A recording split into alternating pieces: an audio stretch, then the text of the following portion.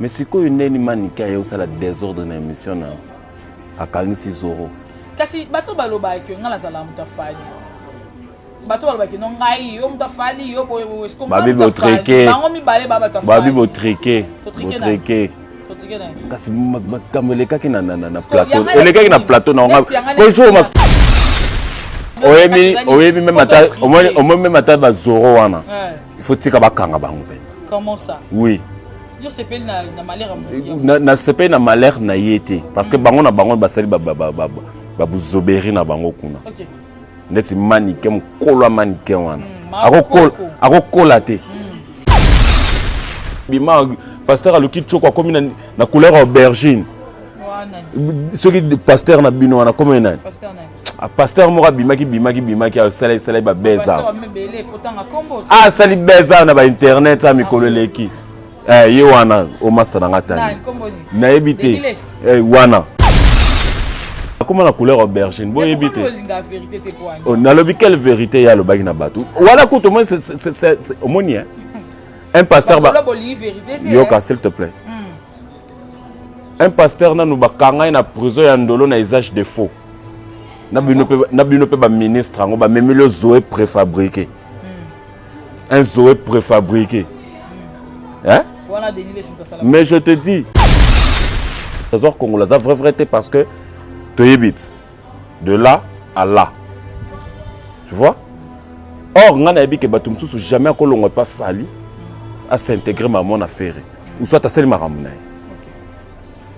Trésor congolais s'est intégré dans la jet set parce que dans la est victime de Pimela Kaiti. Mais ouais. Tracy et Leza, un vrai faux. Na place comme ça artiste na moi cap moroboé yena trésor congolo ils ont cloué l'artiste. Un grand artiste local a fait rigola, il doit aussi profiter na marketing.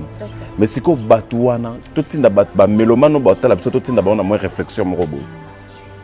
Ozomona ke ba olobano que Arthur a raison parce que trésor congolo Tracy et Leza n'ont pas fait leur boulot convenablement. Tracy et Leza trésor congolo. Il faut balongwa musala. Fali poupa, yaza benza, fali poupa za world, fait rigolo za loko, ba héritier watana be bantu baza ba loko, mais na ba loko, leader ba loko no c'est héritier watana be benda aoke ko atteindre akoma world. World qui veut dire quoi? Monde, non? Hein? Monde entier. Monde. Voilà. Est-ce que Fali Bayoka Kena ba État ba New Jersey? Est-ce que Fali Bayoka Kena ba Alabama? Kubu yoyo papa forme. Trésor Ngando papa yoyo. Les kings. Na putani na jeune homme hoyo na diplôme. Côté na ye. Lokola baton époque ya Jésus-Christ. Mambo de Dublin. Patrick Meka, ombre jaune. Les rois des blousons. Ase kaka na ye kaka. O azalaka e petit mide. Marcel Socia. Kasi koluke la ye. Mindondo te kote ya forme. Mambo de Dublin. I cavalieri Jansi Maya si forza Italie. Akobi misela yo papa ke koleka kutu maître Chamo. Roger Weston. Marcel Ebele. Bakomera soi. Bona bolingo mambo apesa na yoti. Mélanie Lumumba Mimi reste vainqueur. Mère Pichu asi akangaka dina. Moninga ya Brigitte Opelela. Mama na Sarah. Oh mambo.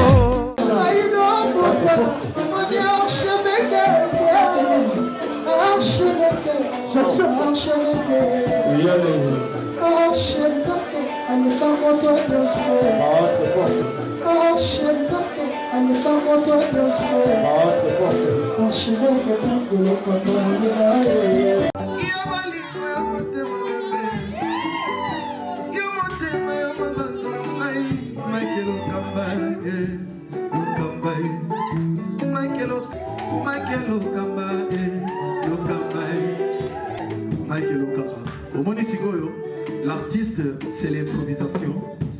Na honoré dans l'émission.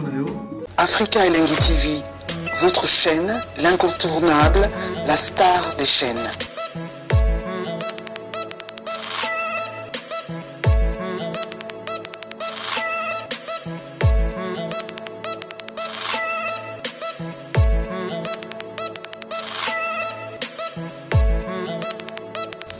Africa Elengi TV, la magie de l'info.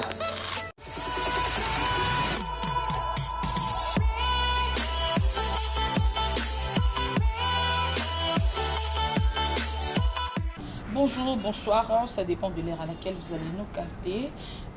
Comprenez qu'ici c'est SP La Lyon. Je suis très heureuse de vous savoir très nombreux en train de suivre cette émission qui a comme objectif de vous informer et de vous divertir parfois, car nous sommes là pour promouvoir le silence. Merci beaucoup au tendre Père, le Dieu Tout-Puissant, pour le souffle de vie. Merci à toi, mon coordonnateur Mike Mukamba, l'archevêque Kamon Bakune, ainsi qu'à notre caméraman au vidéo chanter sa image sans microbe. Pourquoi pas comme ça à notre monteur Robert de Vingame et le papa de sa clinique. Merci d'avoir soutenu dans la Lyon de près de loin, financièrement, physiquement, moralement. Je vous porte vraiment à cœur. Je vous amour, je vous adore. De gros bisous. Comme un bisou, on lève nos forts. Lélo, je suis pas seule dans le plateau d'Angaï. Je l'aurai le plaisir. Arthur, soldat, il y a papa Hervé. Le lopé pourquoi pas te taper sur le papa Hervé parce que il y a eu tant de choses à un moment belé tissu que sur les caca belé tout autour il y a jet set et tout le monde là il faut faire ça lié c'était ma polémique tout le monde de part il y a Rick Nzel aux animatrices il y a aux animatrices pardon il y a jet set tout le monde peut n'inviter sur tout le monde peut tozoyoka que trésor congolais à longue tozoyoka peut nous dire peut-être si et les et to éviter le que ça va rumeur en tout cas de to vraiment na soka il y a soldat, il y a jet set, il y a Arthur. Voilà, Richard, c'est ça. Côté Langaï, Arthur. Bonjour, Arthur. Bonjour la Lyon, bonjour Naba abonné Nabisotou, il y a Africa TV. Africa Elengi, Africa Elengi TV. Voilà. Il y a Yemoko, le patriarche, l'autorité morale, voilà. Mike Lokamba, l'archevêque. Donc merci na opportunité aussi de copier Sabiso et merci na le Dieu Tout-Puissant. Ouais, Sabiso souffle de vie. Amen. Et tout le monde a nous les Dieu Tout-Puissant la deuxième position, ils ont la première position. Quand même, Arthur. Non, Nzambe yebika ke pour nanga Arthur azala ka na première position. Nzambe pena dans ayebi. Pour nga na kotsa Nzambe nanga nyongo chaque jour. Donc Nzambe yebika Arthur dans son cœur il nazala ka na première position. Amen. Et merci à Batutu Bakozatan et Rolanda Bisso. De loin ou de près, je salue l'architecte compétent de ma nation, Yagi Mumbata. Il y a Popol Mola, vraiment, on a bureau Mobimana Bisso, il y a Jet Set, il y a Pichu Boto, Koibou Noir, Visa Ponda, Jires Samba, Lasconi Mbouza, l'œil du maître. L'œil du maître, donc l'œil du padre. Papi Sapo, chef de ville. Vraiment, Papi Sapo. Il y a bien Abisso, il y a Papi Mbala, donc Baza vraiment belé, il y a Guilhem Avakala, l'ami du chef. Et merci Nabunotou, Sarah Wembi. La taille est presque à Wembi que tu copies taille Fosset plus Fosset, donc Yangoana. Merci Nayo, la Lyon, maman. Malgré qu'il mette un programme, non, Omoni, Arthur, c'est l'un des gars les plus recherchés dans Minuto. Ah bon? Mais oui, les plus recherchés dans Minuto. Donc, ce qu'on coûte, profitez. Ok. Vous comprenez, hein? Donc, tu vois déjà mon prénom. Recherché en bien ou en mal? Dans le bon et dans le mauvais. Ok. Vous comprenez, hein? Parce qu'il y a des gens. Il y a des gens qui te veulent, il y a des gens qui te veulent du mal. Il y a des gens aussi qui te veulent du bien. Donc dans tous les côtés, il faut les kaka kozalaka prudent. D'accord. Il y a un boy qui est à côté Anna. Côté on a qui na moins méfiance. Mais ta kendalwa. D'accord, pardon. Ta kendalwa. Na beta moins tout. Na beta moins tout, oui. Na beta moins tout. Na enclos na bino wana. Na beta moins tout. Quelques jours après, na yeko beta tout. Ouais, yoka quelques jours non. Na banga banane.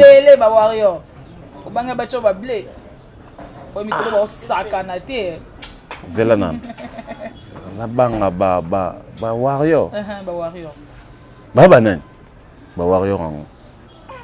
On va venir par là. Arthur, dites-nous d'abord, tout le monde a Arthur, tu défends toujours Ferrego là. Arthur,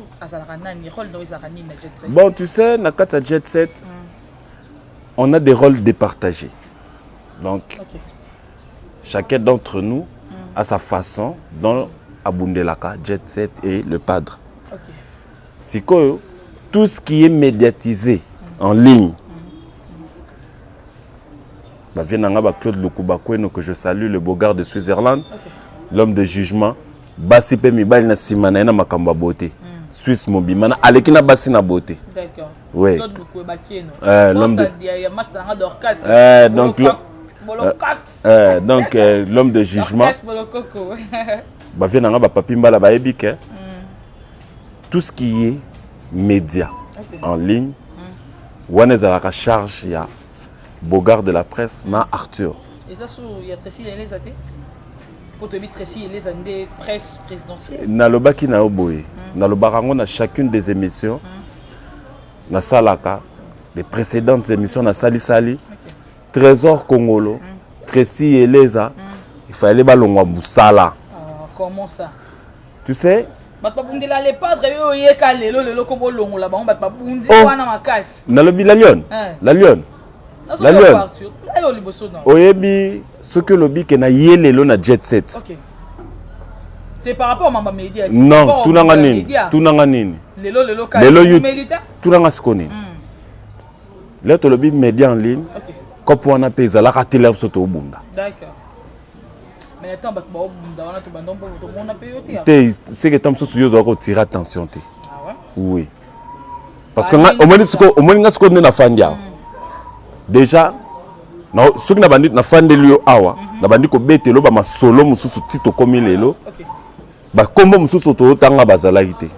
Ba Tracy Eleza. Bazalate. Trésor Congo. Bazalate. Parce que l'on y est comme ça que bon ba on dirait bon baza un peu influent. Non. Écoute, influence yaka ndenge nini. Influence yaka leur déjà mokonzi azopesa bino une certaine charge. C'est en ce moment-là que l'influence est colakato et botamaka. Parce que à mon équipe, on basa très fort. La force, écoute, la force est Zalaki, Yemoro Ferrego là. Trésor Congo la Zalaki na F victime qui connaissait Trésor na ba valeur à zona ngolelo. Tu vois? Aux hommes on siko que la force était d'abord Yemoro Ferrego là. Tu vois? Force qui n'ont yémo faire, y compris Tracy Eleza. Je veux te dire une chose. Tracy Eleza va faire ça quand émission moko les canaux télévision Paradjouma. Paradjouma, voilà. Émission Zokende dans le banc, dans le banc, tellement caca. Bah ça va vrai été. Comment ça va vrai? Nazo ya teti kana loba. Vas-y. Tenga moi maman pressé. Tellement Bazala rappelle pas vrai été. OK. Donc pas vrai faux. Oui. Tracy les vrai faux. Vrai faux quoi? OK. Vrai faux? Ozomona. Ko traiter bon, vas-y. Nazo ya. Tellement que bazala na bango ba vrai été. OK. D'abord Trésor Congo la vrai été parce que toyebit de là à là. OK. Tu vois? Or ngana yebi ke batumsusu jamais ko longo pas fali à s'intégrer ma mon affaire. Ou soit à celle maramuna. Trésor Congolo s'est intégré dans le Jet Set parce que dans le F victime va plus la Kaiti. Mais ouais. Oh yo quand si F victime ou ba média ba kosaka. Tu crois qu'ils le fassent pour le plaisir? Tout va solo pour le plaisir non? Non. Tu sais, au monde internet faut faire très attention. Parce que les gens ont tout sous baroluka, ba yeba. Ngata sous baroluka, Arthur elongi mabe. Arthur boy. Mais ce que le bic na kena niveau ya famille Arthur a calé. Vous comprenez? Parce que Arthur vient d'une famille très bien instruite. Voilà Arthur to continuer pour yango na zoya. Bango bazaki ba vrai faux. Comment ça? Tracy Eleza, tu as commencé, Pesio, Pakajomo Bandi, tout ça. Tu as na marketing, na média, Zalawana. Boye Bissanga. Je ne te pose pas une question, mais j'amène les téléspectateurs à la réflexion. D'accord. Boye Bissanga. Tracy Eleza, dans combien d'émissions il y a des émissions dans mon TV, Internet, il y a combien d'émissions? Ferregola a été humilié de n'importe quoi dans la presse en ligne. Tracy Eleza était où pour nous défendre l'artiste après. Mais Binobo, pardon Arthur, Binobo lingo ntima Tracy Eleza mais car Tracy Eleza n'a pas asa parmi moun subir les conséquences Non. Demande-moi quoi? Moi j'ai été avec Tony Coco. Tony Coco m'a très bien expliqué nenge makamole kaka na plateau nae. La personne qui était fautive faisait qui Tracy. Comment ça? Parce que il y a ça qui n'apporte. Il y a ça qui n'apporte, termine n'apporte. Là, il fallait les caper dans le plateau à Tony Coco. Vous comprenez? C'est un qui est là. La place à Pesa Moutounzela, par respect. La place à Pesa Moutounzela, à l'objet de la poto, na bino boutiwana. Boyeli batuba corona. Ambassy bourgeois, le binga na obundate au bébé sur la parfum. Na obundate. Et mani tellement kazalaka moi ceux qui n'a habité n'a bêta qui Tracy et les ambata. Rebo était là. Et mani azarandé. Azar un peu impulsif. OK. Vous comprenez? Rebo était là pour nous menacer Rebo. Parce que Rebo c'est notre produit. Donc lui il préfère Rebo que artiste toi comme sur Tracy. Tu vois? Rebo c'est le produit de Ferregola. Mais Rebo n'est pas dans la jet set. Vous comprenez, hein?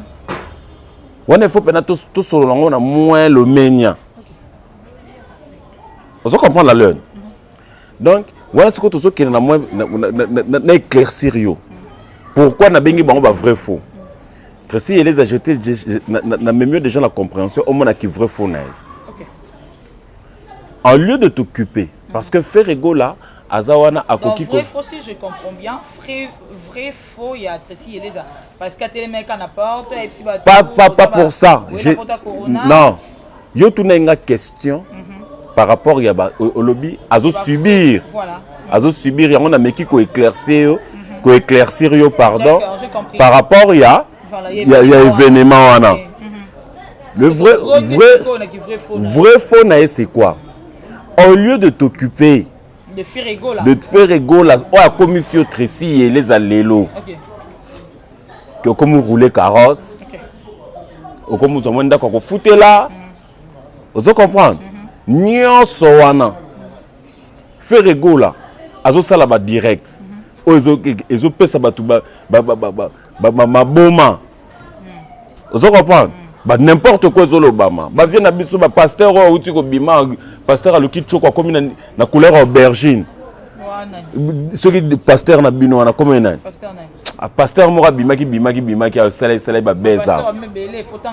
Ah sali beza na ba internet a mikolo leki. Ye wana o master na ngata. Na ebité. Wana. Laisse la couleur aubergine. Ah, comment la couleur aubergine? Bon, éviter. On a le quelle vérité il y a le bague na batou. Voilà, écoute, au moins c'est aumônier. Un pasteur ba. Yoka, s'il te plaît.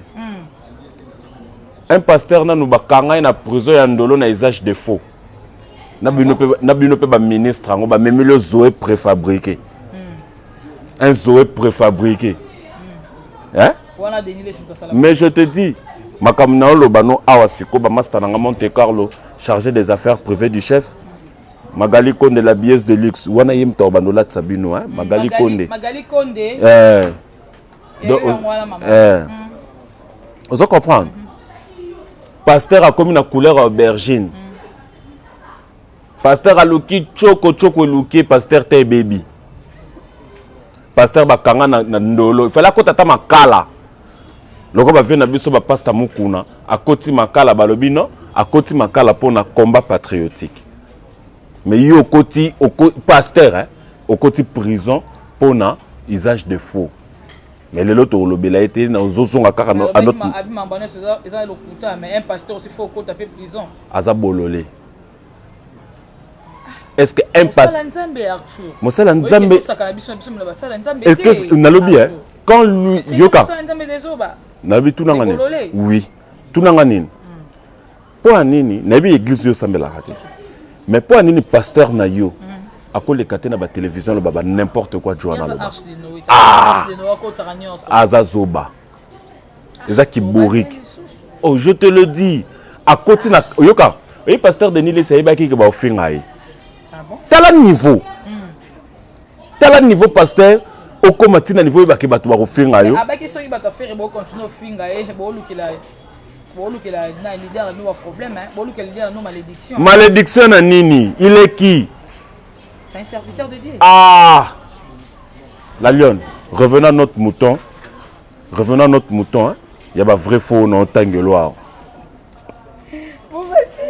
vous comprenez revenons à notre mouton na ebisu OK Tracy et Leza un vrai faux na place ba comme ça artiste na moi cap moroboé yena trésor congolo ils ont cloué l'artiste eza kaka parce que Ferré aza déjà kaka na makila ba champion tu vois c'est ça c'est un gars fort vous allez comprendre hein? C'est un gars fort aujourd'hui, il est debout. C'est parce que lui-même, d'abord.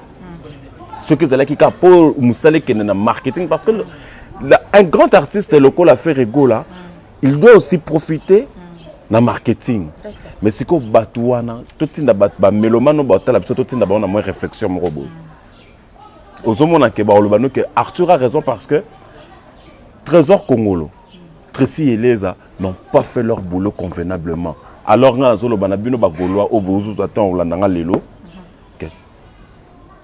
Tracy et les trésors congolo. Il faut balongwa musala. Oui. Koluka batu o baza compétent na musala wana. Bacha bazong sa orchestre na octave na ngozala qui c'est ça. Trésor congolo qui vrai faux nae. Outi na F victime ba pimeloti. Fallait zo déjeuner. Yo fandi wana. Yo na fali bokabola croissant. Est-ce qu'il y a un sens? Yo na fali bokabola croissant. J'ai appris qu'il a embrassé une carrière politique. Félicitations, beau vent la carrière politique qu'on a embrassé si c'est vrai. Mais parce que Trésor Congolo. J'ai appris. Et ça c'est juste des rumeurs. J'ai appris, n'a le bien. J'ai appris. Bah, ceux qui sont à apprendre à mourir, pas mourir, ça pas mourir dans jet set. Oui. Bon, on a la rawapi. Yo ça jet set, mais ça va te faire à lobby mbamo ya yo qui débouche à l'oreille mbamo puis pas transmettre. Bisoni soto yo ka débouche à l'oreille. Donc yo confirmé donc c'est que vous c'est pas faire rigolo là. Dans le but boy. Trésor comme on a embrassé mon monde politique. Il a dit ça aux gens. Trésor comme OK. Est-ce que yo quand que faire pena fani wana ba noyer sabiso que non bébé que Trésor a commencé la politique. Non mais il n'a pas ce temps là. Non, s'il vous plaît, c'est là. Tango ye, nana sa mon orchestre il a jet set. Les affaires rigolo. Et là on est fait ça la maman bien que boya no bolé par bureau, mais bureau faut comme ça on pas faire. Non, faire à Oyeba. OK. Il y a une différence. Faire à Oyeba. OK. Mais le dire d'accord. Ah, on attend on a. Bino pe a Oyeka kuna. A Oyeka on a niveau na placé à Kendeli. Voilà. Alors, Arthur, par rapport à notre solution, bien stratégie, les stratégies, parce que harmonique à la minute. Les stratégies d'abord, ils ont la cousine interne sous ce le barabo et na ba médiaté. Parce que mingi ya makamuto le bala ma média, ba malanda ngulu balanda. Bino pe balanda bino.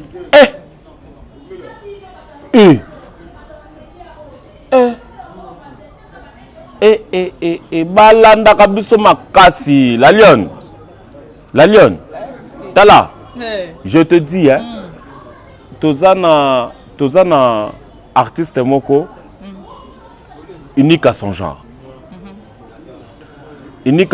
voilà. Na sens ni le padre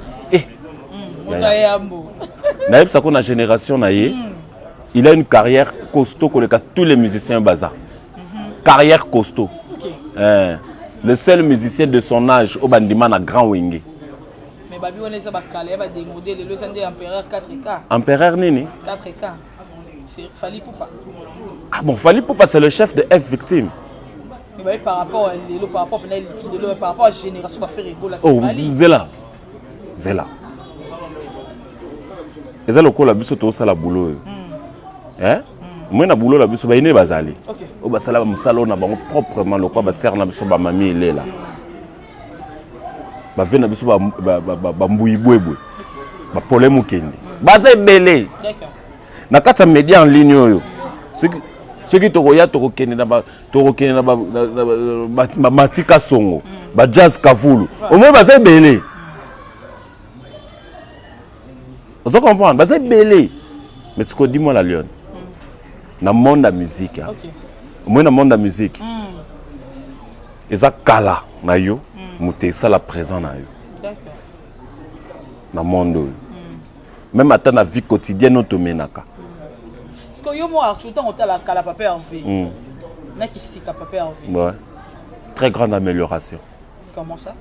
Oh. Kala tozoyi ba Chantal Switzerland. Mais les autres, comment regarde-moi, regarde côté à niveau. Hein. D'accord. Donc tu sens, vous sentir déjà amélioration. Hein. Okay. Il y a une très grande amélioration. T'es toqué? Non, toqué. Toqué. Nga ne bat bakendaka. Oh yo nga na plateau no yo kelanga ma. Arthur. Problème kende déjà. Problème qui est bien ça va grande star avec la place avec la maman.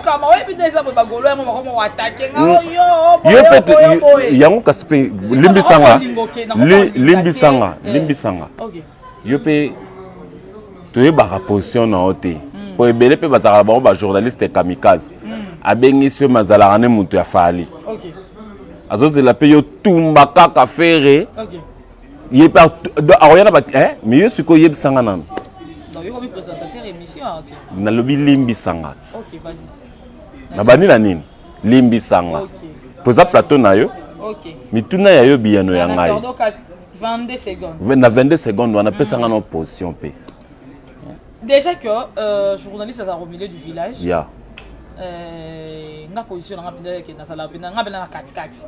Faire Fali, héritier, JB, Kofi, Wazé quoi, tout le monde en tout cas. Ndé na loba qui fait le news a dit que Fali Poupa, Yaza Penza, Fali Poupa za world, fait rigolo za loko, ba héritier watana bon tout ba loko mais na ba loko, leader ba loko c'est héritier watana be penda a ok quoi atteindre akoma world. Na epto ko lo ba di par rapport ba dire il y a le news. Bon. Viens les news. Viens à Buno. Hein? Les news Zoro. Bon. Au lobby. D'abord, ils ont quoi engagé. S'il te plaît. Nazoya. Ils ont quoi engagé. Mais ma opinion mususu. Ma opinion mususu. Kebo robi mazoba. Opinion mususu Keba okobi mazoba. Tu sais, s'il te plaît Nazoya. Tu sais ce qui déjà musique inayo. Et l'ongo Kinshasa et comme à Brazzaville. Et comme une musique internationale. OK. Yangote? C'est ça. World qui veut dire quoi? Monde, non? Oui. Monde entier. Monde. Voilà. Est-ce que Fali Bayoka Kena Baïta ba New Jersey? C'est une question que je me pose. Vous comprenez? Est-ce que Fali Bayoka Kena ba Alabama?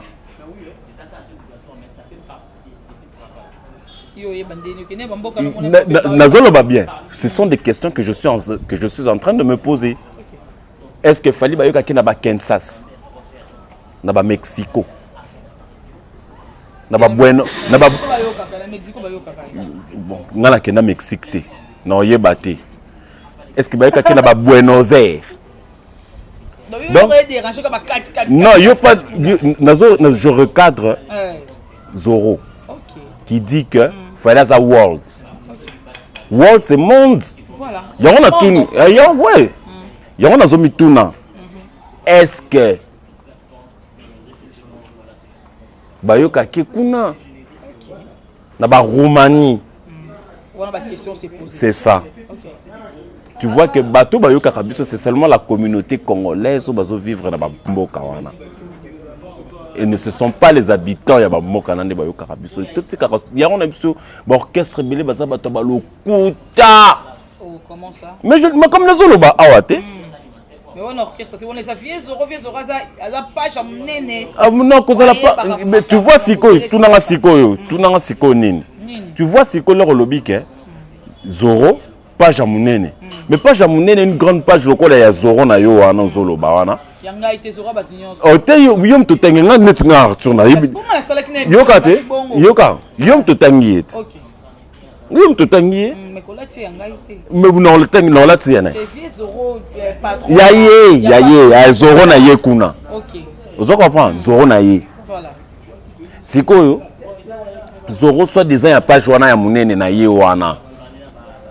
Tout petit ka ba aventure. Le bi que page ya munene quand yebi ke bat balanda kayo. Yeba pe kozala yebi nango yo moko une église au milieu du village pour ceux qui soi-disant pas jamounene. Mais Alobi juste des cas vérité. Qu'est-ce que toi tu dis la vérité? Mais il a dit que Alobi Oya la lionne, il y a un outil kolobanayo, il y a d'autres constants, tout ça la carotte et dire ça devant les gens.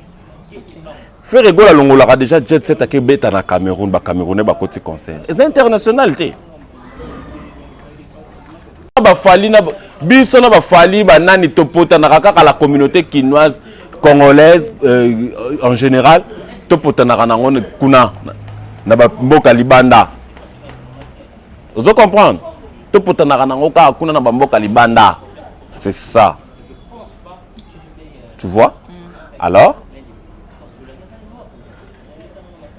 Zoro ameka ko soigner ba opinion na ye. Voilà. Alatisa ba opinion na bilamba ou soit munoko na yo kangango capote. Voilà, merci Wanezaki par rapport à dire il y a Zoro Mabiala. Arthur, on va faire VSOB le 12, le 13 na Abidjan, mais ba rumeur moi je montrer concert est annulé. Non, ma rumeur est dû à quoi? Parce que le ministre de l'Intérieur Ahmed Bakayoko à lobby Côte d'Ivoire taux y a maladie, il y a Covid et comme Kokoma trop élevé. Alors et cause la peut-être mieux va confiner en haut pour 60 jours. Le concert est annulé? N'a noté parce que nous va confiner Côte d'Ivoire. Il y a un débat sur ça. On a sur le gouvernement ivoirien. Il y a un débat sur ça. Tu vois? Soit il cause avant ou après concert, mais jusque là, c'est ça. Jusque là, concert est maintenu. D'accord. Mais il y a déjà billet des Jeux de Soma. Ah. Au moins, vraiment quand la. Par rapport à maman, il y a un Nazoya. Nazoya Boé. Ferrego, c'est un artiste professionnel. S'ils sentent déjà qu'il y a un mauvais quelque part, à résilier le contrat, ou soit à Kolobabon, ça va. On s'arrête. Pardon, on s'arrête là. Je rejoue le concert après peut-être. Parce que c'est une grande maison, il y a production de petit concert. Voilà. Vous comprenez, hein? C'est ça. C'est ça vraiment. Donc, la Lyon, concert est nous maintenu jusque-là. Mais si Covid ne fait pas défaut, le concert est à la livrer. Ceux qui Covid fait défaut, les autorités ont le droit. Parce que c'est d'abord la vie humaine, il faut baouer là. Concert est quel cas. Mais la vie humaine, tu vois, hein, c'est ça. merci beaucoup pour que tous à la Kawanate. Tout le monde va faire ça directement. Mais direct, il y a un système belé, Arthur. Mais c'est que. Ah, Ferrego la rana succès, patron n'a pas succès. Kati même parti wana, babi Ferrego la ebolo ba français té, Ferrego la ba son na yelo, ya ba mi qui écoute bien. Naroya. Vas-y. Bon, c'est aussi cette question on a sogi Naroya. Je finis, tu peux y parler. La Liane. Le Congo. OK.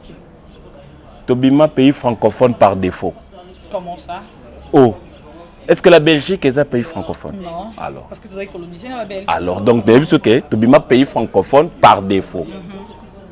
Parce que la Belgique n'est pas un pays francophone. En plus, la Belgique n'a pas seulement colonisé le Congo, le Rwanda et le Burundi. À l'époque, écoute, les gens qui n'ont monnaie, il y a Congo, Rwanda, Burundi. Voilà ce que tu as dans mon sens pédagogique. On les a coupés à maniquette, quel pianate, coupé à cocangote. Maniquette à Maëlle. Azaranan. Maëlle. Maëlle.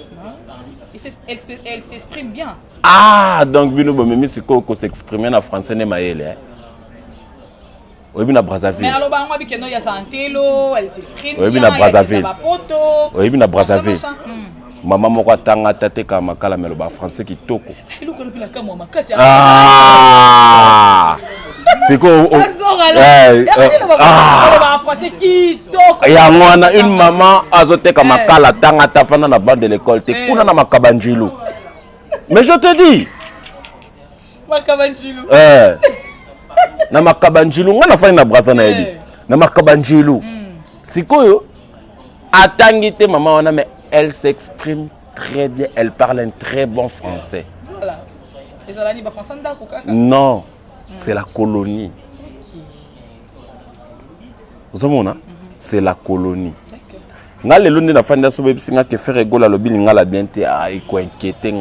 Parce que le Congo c'est un pays lingalophone. Nous avons plusieurs ethnies, mais notre langue de base c'est le lingala. Non, bah oui, quand même, c'est un grand. Il faut améliorer le français. Tu sais, déjà, Limbisango Salif Keita.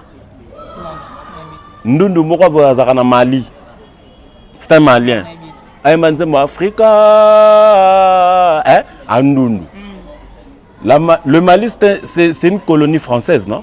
Mali. Mais Yokasuko français Salif Keita Lobakoleli. Oui, il y a un premier Gaou, Magic System, Asalfo, tout ça.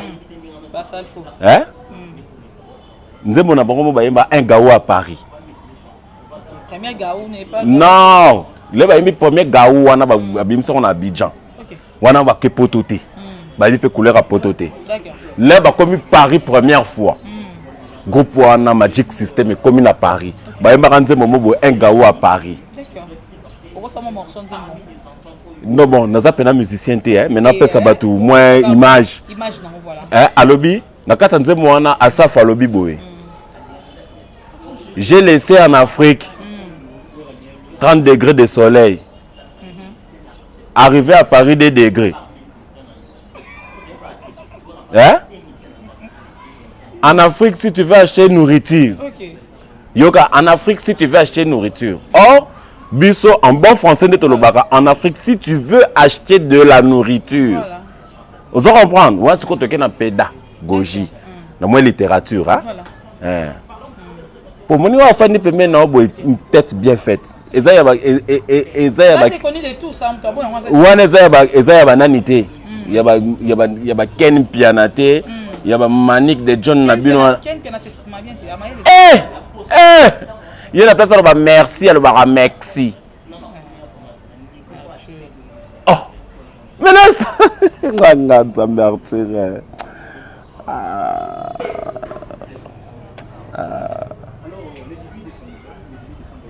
Vas-y. Vous comprenez? Arrivé à. J'ai laissé en Afrique. En Afrique, si tu veux acheter nourriture, tu parles avec une personne.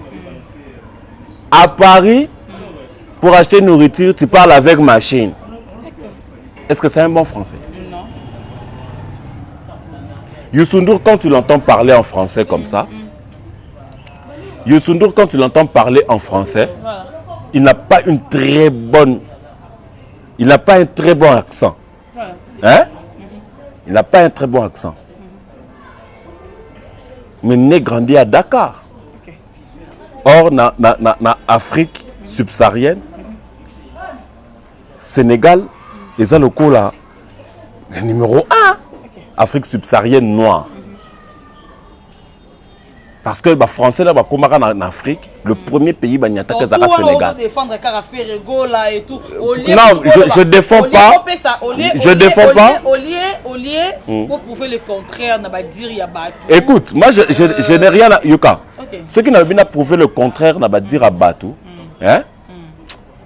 Quelque part, Nalinga Kobima Zobate. D'accord. Nalinga vraiment té.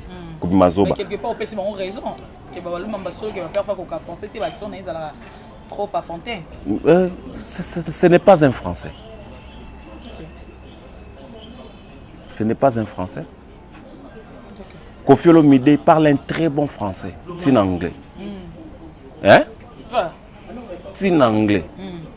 Mais Moukolo Morote Boyo Kavjera Mbabando tout à tout le pour français. Parce que ce n'est qu'une langue qui n'est même pas la nôtre. Viens à Félix Oisé quoi, intello comment tu livre les petits bonbons de la sagesse. Vous comprenez? Talamouba bengi mo quoi bongo. Esclave. Donc na makamba mutu c'est un vieux. Dans au moins temps Hollanda trop. Il m'a beaucoup inspiré. Vous comprenez hein? Ezaïe, ezana vieux moro boye, yaza Moussel Nzambe, le père Masambukidi. Bato belé ba sorata Hollanda ti poinate. Hein? Donc biso siko nga siko yo, moi bato wana ba édifianga moi trop, yango makamususu oza ba français, anglais. Moi Arthur, oui. Ce sont peut-être des langues que nous devrions apprendre. Peut-être pour la business. Non, quoi améliorer. Voilà. Leur hobby maliboso. Écoute, Yoka. Non. Voilà, et ça ba réflexion beaucoup trop bas. Une personne, écoute, tu sais quand tu viens devant un Français, Mundele est français, Obimeli, Oebissier, j'ai pas chaussé. Est-ce qu'on est bien ou bien? Non. Mais à comprendre. Voilà. Arrangez pas et puis on a chaussures à la souka comme la personne ici il manque de chaussures. C'est ça. Ok.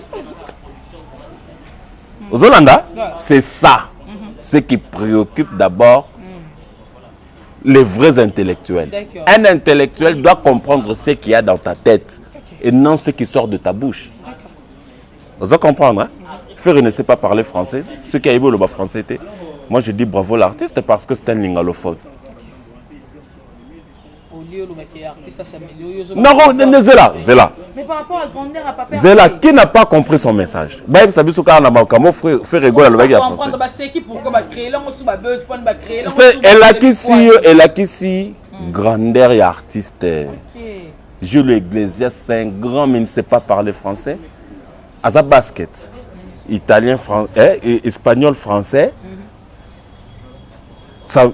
Presque sa famille a vécu en France. Mais il y a qu'un français, Jules Iglesias, Salobaka. Na Congo, on a besoin d'un niveau Jules Iglesias. Dans le français, il y a un thème Tezala et surpassé Baffer, Boulondé. Voilà, merci beaucoup, Arthur Alobi, Boulondé. Et puis même un Nigérien. Ok. Sur Hollandi, Davido. Hollandi, Nandi. Il y a un anglais là-bas. Oléli. Oléli. Aïe, imagine un moment où il y a un petit Chris Brown. Hein? Bon, mais il y a un petit Davido, un petit Chris Brown. Il y a un moment où ceux qui battent, ils vont anglais. Tu es cultivé, vas-y te renseigner.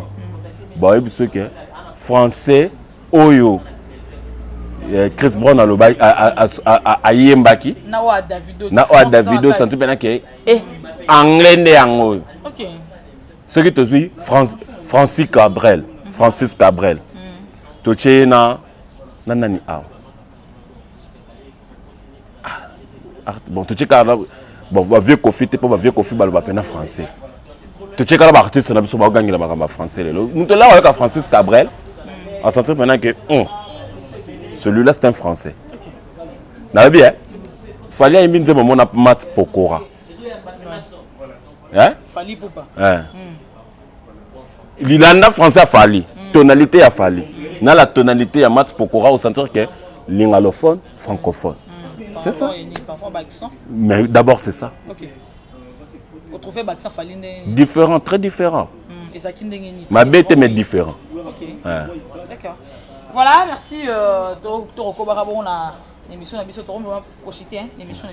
J'en profite de faire de gros bisous à mon yaya chéri Guillaume Melon à la Kata Suède. En tout cas, bon retour na yo et na Kata Suède. Donc, qui est to yaya, to liaki, to melaki, ta petite sœur est trop fière de toi. En tout cas, bon retour na yo. Bah, gros bisous à la princesse Nabiso Ali et puis à notre bébé, le grand frère, hein, bon, Milon gagnant surtout. La Queen Pin Love, sponsor à ma case, mon chéri, il est du boss. La Queen Pin Love, le boss, bienvenue, le bon Dieu suisse qui veille à ça. Pourquoi pas comme ça, à mon vieux, mon habillé, Nixon boutique, la grande moisson, Nixon boutique, Yonde Makamouvier. Pourquoi pas comme ça aussi à toi. Mon chéri, mon chou, papa, je t'aime beaucoup. Parce que comprenez que l'artiste Merlin Bouton, ça a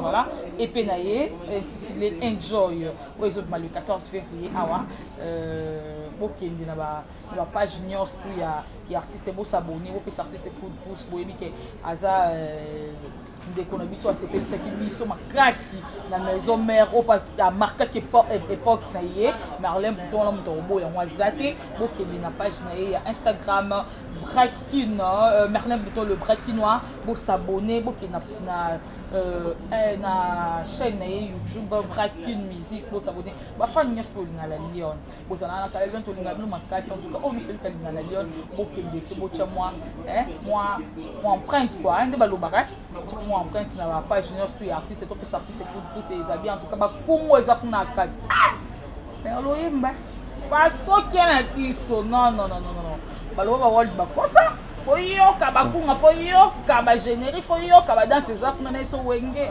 non wenge ça école penza en tout cas félicitations à Igor de la Forêt papa au début vraiment au format vraiment les grands formateurs c'est pas pour rien on appelle ça au Congo les grands formateurs au mérité en gros Arthur un mot pour ton frère Merlin Bouton pour embrasser carrière solo naïe et puis azo ça la quand même été sorti et puis naïe avoir intitulé Enjoy ils ont le 14 février pour ton frère Merlin Bouton. Bon, ndenge tolobaka kaka. Bisika zali bonne chance. Donc chance et sourire. Amen. Chance et sourire, salam salana. Mais atika ndeki tete. Azala tetu. Atika ndeki tete. Ebineni karatetu. Na robeta lisolongo atika ndeki tete. OK. Vous comprendre. Muto balinga baloba mabe na miso batuté. Malamu yo bomba la moté. C'est ça. Voilà Merlin Bouton qui conseille. Nengo zawana tika ndeki tete. C'est un bon. Na niveau chant, un bon. OK. Un bon parce que quand il arrive à Nawenge, na bisu a pesa panique na ba chanteur mususu balenga. OK. Mais à esprité. Comment ça s'explique? À esprité. Mais qui par rapport à HP? Non. Au moins petit Rigen perd son âme. Il avait quel âge quand il a embrassé la grande famille à Pondération 8? Il n'avait que 9 ans. Mais il s'est imposé. Merlin, à côté de Wenge, il avait 18 ans, 17 ans. Il pouvait aussi facilement s'intégrer. Qu'est-ce que vous a-t-on parlé par cause à l'esprit? Au moins, dans ma musique, tu dois t'inspirer de pas mal de choses. Vous comprenez, hein? Surtout dans l'orchestre local, là-bas, Wenge. OK? Faire ego là. Hein? C'est une valeur dans la musique à Congo. À son âge, il avait quel âge pour intégrer Wenge? Donc, il faut comprendre, Merlin c'est un Brazzavillois. Nabiso Awa, moi, au moins moi 18 ans Awa. Esprit à Zanango, moi 18 ans Brazzaville, tu verras qu'il y a une grande différence. Non, l'air aux autres, c'est la musique. L'air aux autres, c'est la musique. L'air aux autres, c'est la musique. L'air aux autres, c'est la musique. Quand tu fais la musique, il faut se rendre compte na nyonso. Donc Merlin Bouton, vraiment félicitations d'abord parce que carrière a embrassé Wana, faut à l'esprit. Hein? Mais moi je te souhaite bonne chance, de très beaux vents. Mais l'heure où Yandekin, faut te causer. D'accord. Voilà. Arthur Torombo, vous m'avez souhaité émission de Bisso. Mon chéri Nayo et puis ton numéro de téléphone si c'est important. Vraiment très important parce que la Lyon Webik Sam Lag.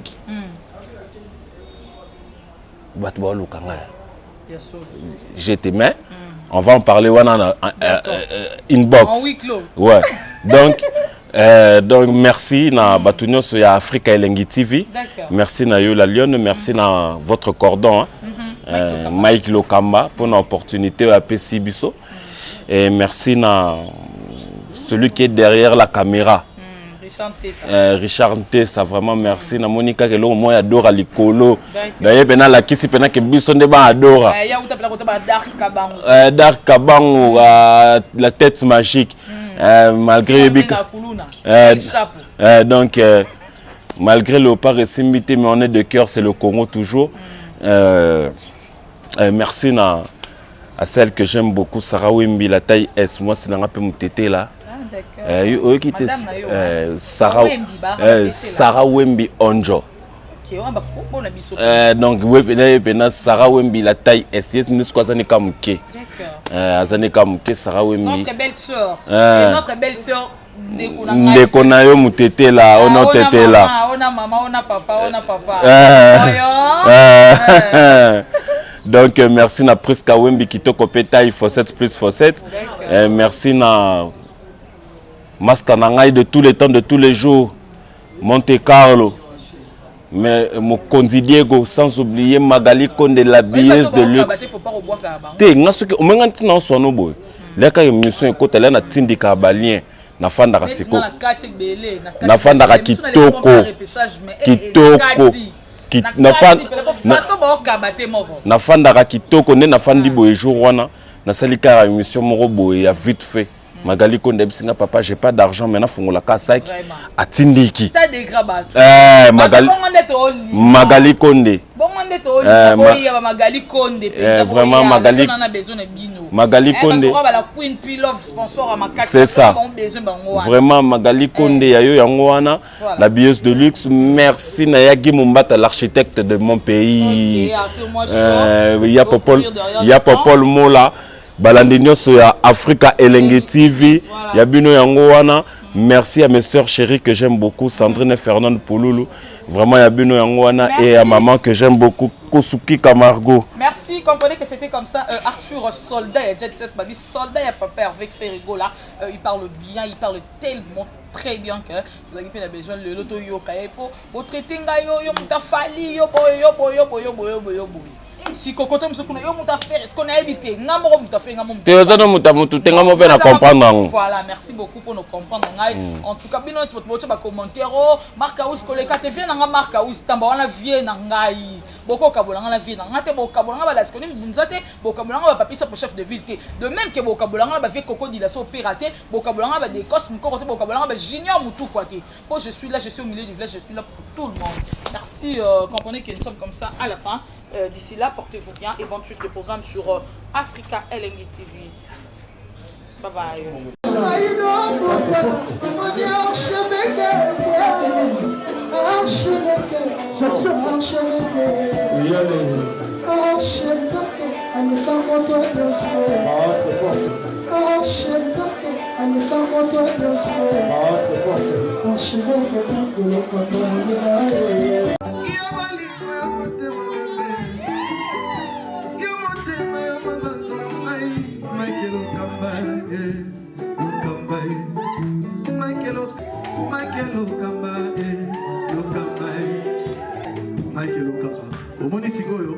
L'artiste, c'est l'improvisation.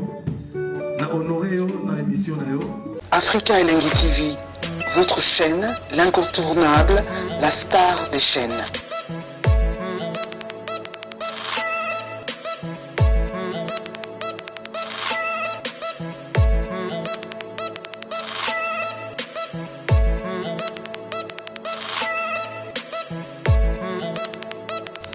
Africa Elengi TV, la magie de l'info.